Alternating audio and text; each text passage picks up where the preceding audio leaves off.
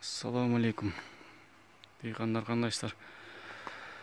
Мына бүгүн биз Баткен областына караштуу Чет Кызыл айылында лимонарияда турабыз.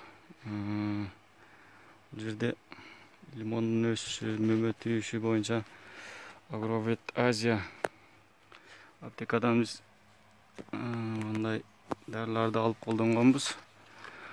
Буюрса жакшы мөмөлөрү көп, түшүмү жакшы байлаган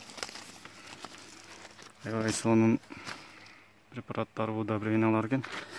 Барамин колдондук, стартап, флимакс, суперкали, жалбырактан бердик, тамырдан бердик. Мында нутриплант тамырдан бергенбиз. Түшүмдүүлүгү жакшы, эффект зор. Анан шире немелерге моспиландан чачып коебуз.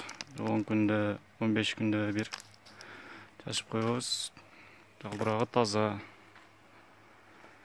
Витаминдерди колдонуп ушул натыйжага жетиштик. Түшүмдүүлүгү жакшы. Быйыл 3-жыл болуп атат. Лимондорго түшүмдөрү көзүңүзгө көрүңүздөр мынакей.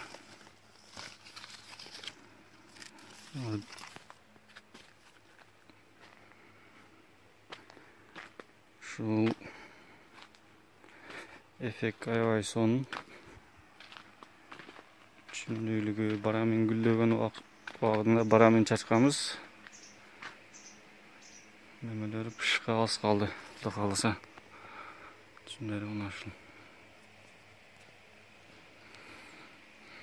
1 жыл өспөй туруп калганынан ушул витаминдерден чачканбыз. Агровет Азияга барып сураштырып алганбыз. 1 жыл өспөй туруп калгандан кийин ушул дарыларды бергенден кийин өсүп баштап уже 2 метрден ашып калды бою. Ашып уже түшүмгө кирип мөмө берип баштады. Азырга чейин мына гүлдөп, гүлүн төгүп, мөмө кармап, алды пышканы калды. Дале түшүмдө. Бул жерде общий 78 түп лимон көчөт бар.